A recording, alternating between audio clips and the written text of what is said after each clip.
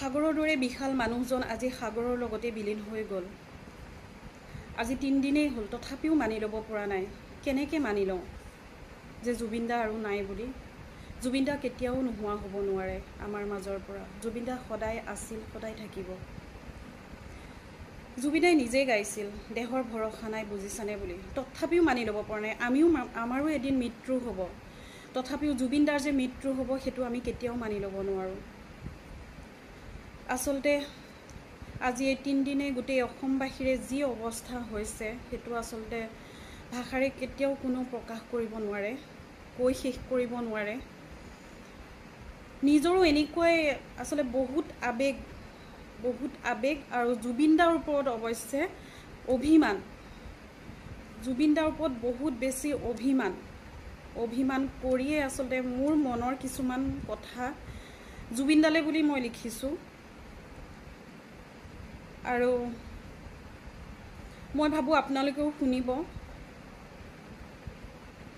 মই আচলতে একো মই লিখা মেলা নকৰোঁ, কিন্তু মোৰ যিখিনি মানে মনত আচলতে সুধ হৈ আছে, কাকো একো ক'বও পৰা নাই। এনেকুৱা লাগিছে যেন চিঞৰি চিঞৰি ক'ম, জুবিন দাই শুনিব। সেইকাৰণে মোৰ কলম মই হাতত তুলি ল'লোঁ আৰু অকণমান লিখিলোঁ জুবিন দালৈ বুলি। আপোনালোকেও শুনিব। ৰ'বা, ক'ত যাব ওলাইছা তুমি? তুমি এনেকৈ যাব নোৱাৰা জুবিন দা। তুমিয়েতো কৈছিলা শিকলি ছিঙি যাবা কেনেকৈ বুলি। আৰু আজি সেই শিকলি ছিঙি তুমি ক'ত যোৱা? তুমি যাবলৈ ওলোৱাত গছ বন পাত জীৱ জন্তু সকলোবোৰ দেখোন স্তব্ধ হৈ গ'ল। আৰু সকলোৰে চকুত চকুপানী দুধাৰে বৈ পৰিছে। হয়তো কোনেও মানি ল'ব পৰা নাই তুমি সকলোকে এৰি যোৱাটো। আকাশৰ ডাৱৰবোৰো দেখিছানে কেনেকৈ বেলেগ বেলেগ আকাৰ লৈছে?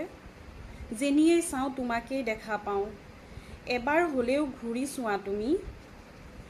এবাৰ কোৱা সকলোকে যে মই ক'তো নাযাওঁ, তহঁতৰ মাজতেই জীয়াই আছোঁ বুলি। এইজাক ধুমুহাই সকলোৰে অন্তৰ ভাঙি দিলেও তোমাৰ মনটো সঁচাই পাখি লগা।